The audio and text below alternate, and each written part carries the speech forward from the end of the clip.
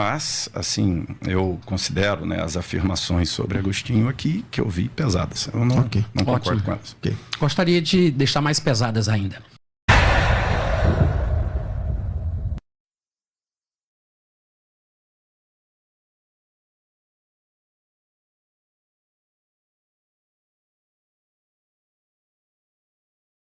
Em primeiro lugar, o que nós falamos a respeito de Pelágio hoje, não todos nós, mas alguns de nós, se baseia no que Agostinho disse sobre Pelágio, o que é engraçado, porque ele se tornou opositor de Pelágio porque não concordava com ele, e inclusive numa campanha difamatória junto com Jerônimo, ele tentou demonizá-lo, que inclusive foi por isso que ele o chamou a concílios, né, para poder ser julgado enquanto ele estava vivo. Por 2 vezes ele disse, não é isso que eu estou falando. E ele se defendeu e foi inocentado. Depois que ele morreu, covardemente, Agostinho mais uma vez convocou um 3º concílio e aí conseguiu o que ele queria: transformar a administração, a pregação, a crença de Pelágio em heresia.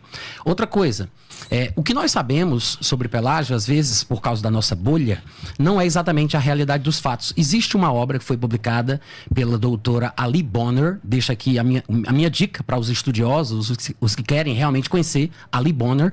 Ela lançou um livro chamado O Mito do Pelagianismo. Só tem em inglês, até agora não foi publicado em português, ele foi publicado no Reino Unido, mas está disponível na Amazon e pode ser adquirido facilmente.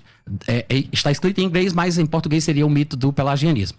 Então, o que é que acontece? Na verdade, quando Agostinho se voltou contra Pelágio, ele não estava se voltando contra Pelágio somente, ele estava se voltando contra todos os pais da igreja até então. Contra todos os pais da igreja até então.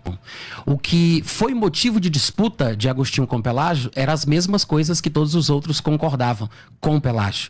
Em relação à independência do homem, a habilidade do homem de conhecer a Deus, a questão da responsabilidade do livre-arbítrio e tudo mais. Quando Agostinho se levantou contra Pelágio, ele estava se levantando contra todos os pais da igreja até então. Contra todos os pais da igreja até então.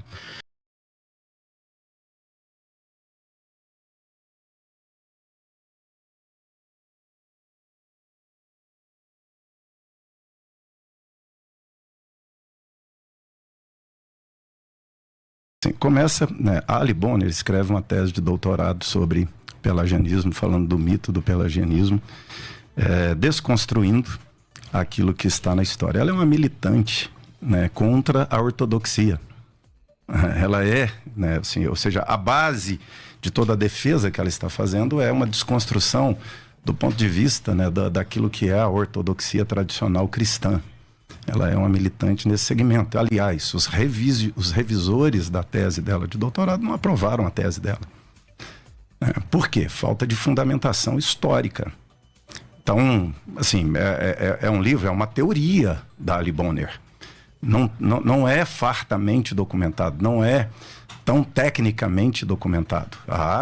É uma tese de doutorado, tem os seus argumentos pró, mas tem contestações acadêmicas fortíssimas, pesadíssimas, em cima do trabalho de Ali Bonner, né?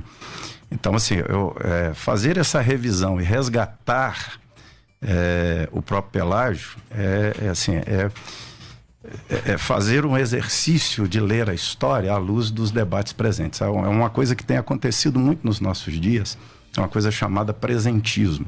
Presentismo é ler a história passada a partir das vivências do presente. E aí a gente começa a resgatar personagens e também começa a demonizar personagens, né?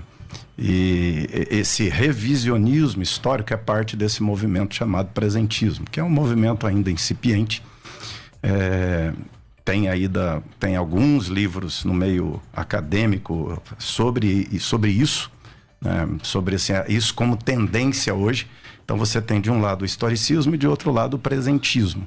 O que Ali Bonner faz é crista da onda do revisionismo, do presentismo, né? E ler a história se colocando na pele do Pelágio, mas tem já uma indisposição com aquilo que é pilar, com aquilo que é fundamental, com aquilo que é elementar da ortodoxia cristã. Se você olhar, ela vai questionar pontos elementares da fé, como, por exemplo, a própria inerrância das Escrituras, como, por exemplo, a própria ideia de Cristo como o único meio de salvação. Uma teologia, uma ideologia liberal, é professora de história.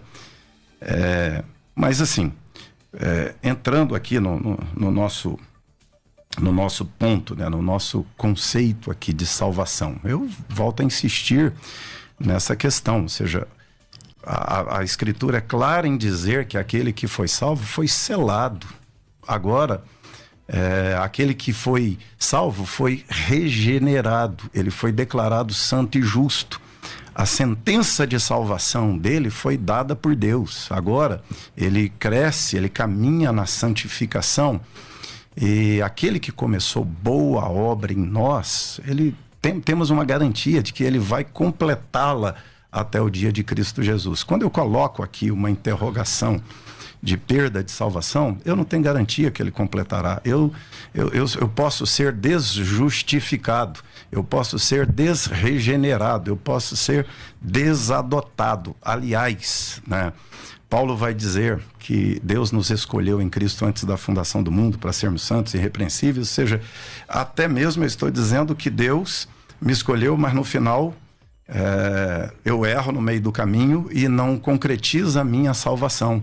Eu sou escolhido em Deus para a salvação, mas no final erra. Ou seja, até mesmo no conceito, né, de presciência divina, que Deus me deu a salvação, Deus não sabia que eu ia perdê-la? Deus me deu uma salvação que eu perderei no meio do caminho?